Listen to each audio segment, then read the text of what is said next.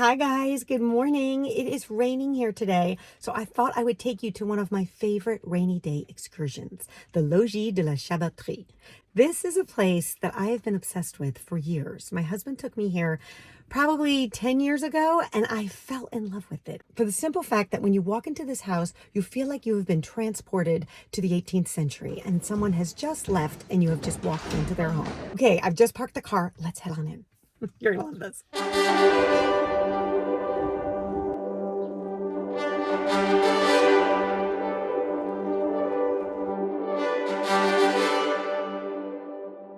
It's so beautiful. It's out here in the countryside, and many of the old outbuildings are still here.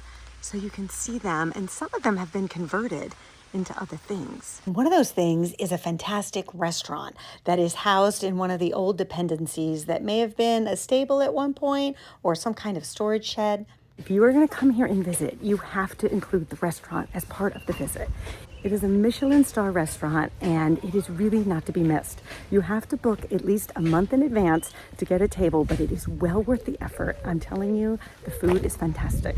The restaurant is owned by Audrey and Benjamin Patissier, and the chef was kind enough to invite us into the restaurant so you could see what it's like. I had the pleasure of eating here a few years ago, but now the tables were all booked, so I wasn't able to get a table this time. But if you're coming, you absolutely should book and make it part of your stay because it's really fantastic. Here, let me show you this. On the back of the sign, you can see some of the chef's beautiful creations. I think this is something that is really well worth the time, money, and effort to do when you are in France, is to seek out a Michelin star restaurant and have a meal there at whatever level you can afford, because it is really like none other. The experience that is brought to cuisine in France, I'm just always completely blown away by it. Inside the restaurant, they were just setting up for lunch, but you can see it's a beautiful dining room. One of the things that I love about restaurants like this in France is that they typically have various menus that you can choose from. So it's a prefix menu with several courses, and each one has a different price point. So the one that I was looking at here was 85 euros for lunch with several courses. So it's definitely something that's a treat, something you might save up for in your trip, but one that I would definitely leave room for because it's an experience like none other. Then I got a little sneak peek into the kitchen. I know they were getting ready for lunch, so I didn't want to outstay my welcome, but it was definitely interesting to see. This was the cleanest restaurant kitchen I think I've ever seen, and I've worked in a lot of restaurant kitchens when I was younger in college, and wow, it looked like a hospital. There was no messing around in this kitchen. And as the chef explained to me, when you're a Michelin star restaurant, it has to be. There's no other choice. So I would do the lunch first, and then I would proceed for the tour of the logis. It's really fabulous. They give you an audio guide that you can have in English, French, and it's just so fascinating. The whole thing is such a great experience. This residence was owned by General Charette, who was a very prominent figure in the wars of Vendee. So Vendee being the region that I'm in here in France. And one of the things that's interesting about these wars is these were fought by royalists, those who were on the side of the king during the French Revolution. It isn't something that we often think about when we think about the French Revolution, but here in Vendee, it was a very big part of the story. And in the basement of the museum, it's very well documented to learn more about these wars in Vendee and about all of these different factions that were there supporting the king, and one of which was General Charette, who was arrested here in March of 1796. So the first room that you walk into when visiting the logis is the drawing room. This is where visitors would take off their cloaks, put down their swords and bags, and any other kind of traveling paraphernalia, and wait to be received. One of the things that's so interesting about touring this property, and the thing that I just love, is that they've really taken the time to recreate the interiors, the furnishings, everything from the period. And I just love that because it really allows you to time travel to imagine what it must have been like during this time period. There's also a really fabulous audio guide, so be sure to get it. You can get it in English or French, and it'll tell you everything you need to know about each room. I am such a sucker for a great audio guide. I love to get all the scoops. From the drawing room, you then enter the dining room.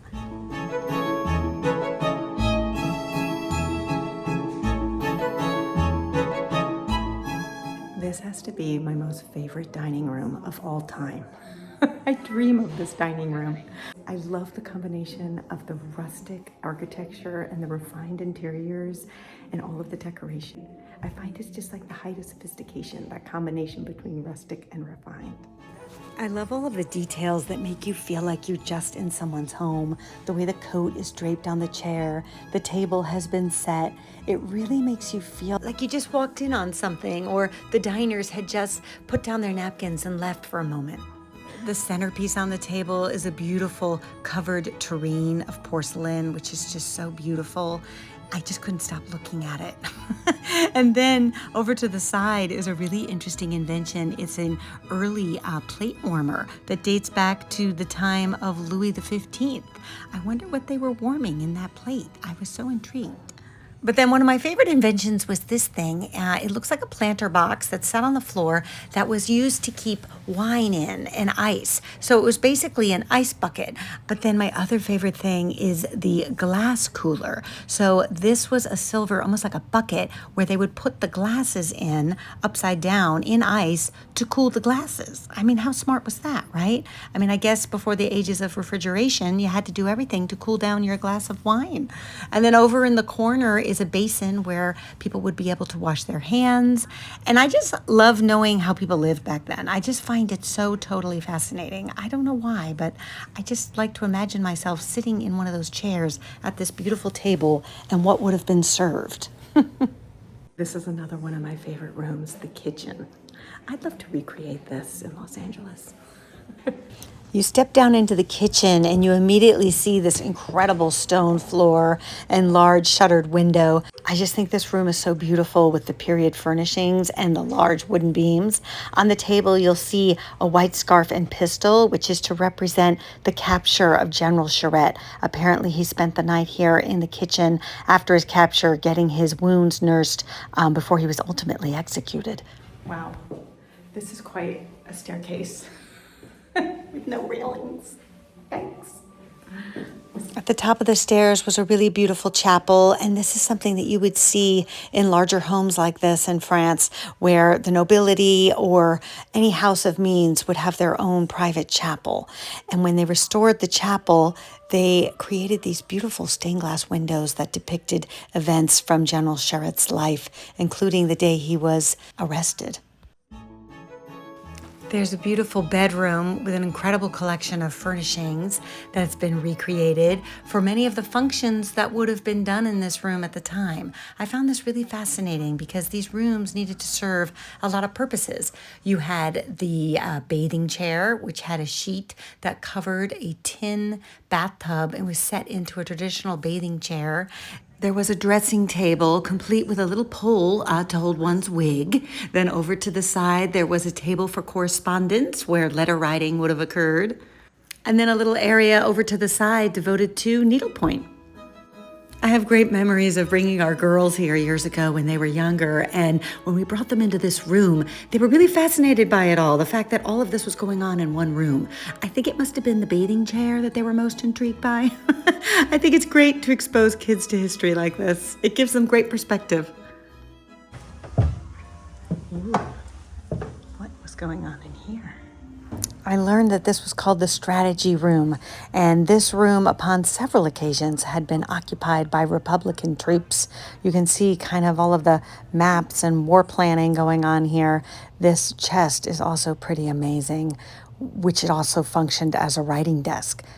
Up a little private staircase off the strategy room was the study. And this was a really interesting room because the guidebook was explaining that in 18th century France, they were very hungry for knowledge. And this study reflects that from all of the different books and globes and encyclopedias and instruments and panels, screens showing exotic animals and anything that they were interested in you might find in this room. It just was such a beautiful, inspiring room to think of people spending time in here, learning things. Okay, now we're headed to the attic.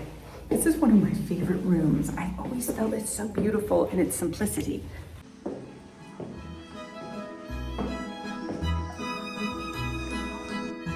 The timbers are so dramatic and interesting, and I learned that they dated back to the 1610s, and you can really see how the construction was back then. It's amazing that it has survived. The audio guide explained that in the 17th century, members of a privileged class sought privacy. And no longer did the servants sleep in the master's room, they slept in the attics. I don't know, it feels very calming up here. It may not look very comfy, but I don't know, it was a nice sized room all to yourself. You didn't have to sleep with your boss.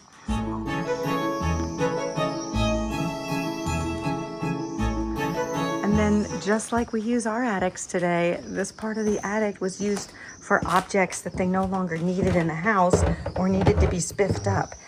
Or it was the place to store toys that the kids had grown out of. I was especially intrigued by this little dollhouse. Look at that. Isn't that amazing? So interesting and beautiful. And then when you leave the attic, you'll go down a stairway and it'll lead to various expositions that will show you kind of the models of what different manor houses looked like at the time. But it had stopped raining and I thought this was my one chance, if I was going to take it, to go on out and show you the gardens because they are quite pretty. The gardens represent a formal French garden of the 18th century that would have been found in a manor house like this. They were completely restored in the 90s to the original plan. So I'm lucky enough to have a tour by Felix, who is English speaking, and he is going to take us through the garden. But first, you have to admire his very fancy outfit. And Felix, this would have been worn by whom at the time? By the gardener, like this. Maybe not this jacket. It's probably not really what gardener would have wear, but it's nice. It's nice. And it's a bit cold, so yeah. So you're in a gardener outfit. And are you trained, are you a gardener yourself or? Not really. Oh. No, I'm a student. Okay, you just know the information. Yes. Okay, very nice. Felix explained that there are 4 full-time gardeners that take care of this property. And he took me under the pergola, which is where the rose garden begins. And it was quite beautiful. And as you are touring this garden, they have piped classical music to play throughout. I don't think that music is cleared, so I couldn't put it in my video because I'll get a copyright strike. But I think it really adds to the experience if you're out there to hear all of this beautiful music of the period. Is this where the water would have come from for the house too? Not for the house. No, then there is 3 different well in here, 1 here, and 2 other on the other side of, of the house. Wow. But this is really for the garden here. For the garden, amazing. Yes. Even though you get so much rain here. This year it's true. Usually it's not really like this, but this year, yeah, today it's raining. This is where we grow food for the noble family of the Logis. So in addition to being ornamental, an 18th century manor house garden also had to be practical and grow the vegetables for the house. Most famous vegetables from America. Yes. Yeah. So why so many vegetables from America? Because it was really, until it's in the 18th century, it's really trendy. Chic. Chic, yeah, it's trendy. How funny. Okay, yeah. So varieties of peas and corn and potatoes that were being discovered in the Americas were being sent back to be grown in France, which I find so interesting. And what is here we have our aha. Yeah, what is that for, the aha? So here it's protection. Animals can't come in the garden. And instead of having a wall, we have this. And also in the 18th century, what is also trendy is the nature, exotism, voyage, journey. And thanks to this, we can have this view on the nature, on the Allée Cavalière. So this was the main road to come to access to the logis. And this was another purpose of the ha-ha, is that people could not intrude upon the logis because they would have had to bring their horses over that bit of water. So it was also for security. And there are some frogs here. Oh, there are. We don't eat them, don't worry. Yeah, right. No eating the frogs. I know what you guys think about yeah. that. This is why I prefer to say this. They're really small here. But don't worry because there is also snakes. Oh, there are. Okay, well, we will not go swimming in there. I don't know if I will come and help you if you... No, if I fall in. Right now. Walking back through the garden, you can see how it's divided into various sections. So there was an area for flowers, for ornamental beauty. There were a series of herbs for medicinal purposes. You have to think, at that point they had to be self-sufficient and the doctor was probably far away. And so for various ailments, you could use herbs. But like most formal French gardens, it's always best appreciated from above. So while touring the Logis, be sure to look out some of the windows and you'll see the vantage point. It's quite spectacular because you really see the scale of it and the design of all of the parterres. It's quite a pretty angle. And if you have kids, this is a wonderful place for them to be able to run around the garden and explore. I remember when we brought our kids, they absolutely loved being in the garden. There was so much in bloom. We had a bit of a prettier day, but there's a lot of things for kids to explore and appreciate while they're there. And be sure to check out the gift shop. I love to visit the gift shops of places like this because you can find so many fascinating things. You can learn more about the heroes of Vendee and the War of Vendee, as well as General Charette.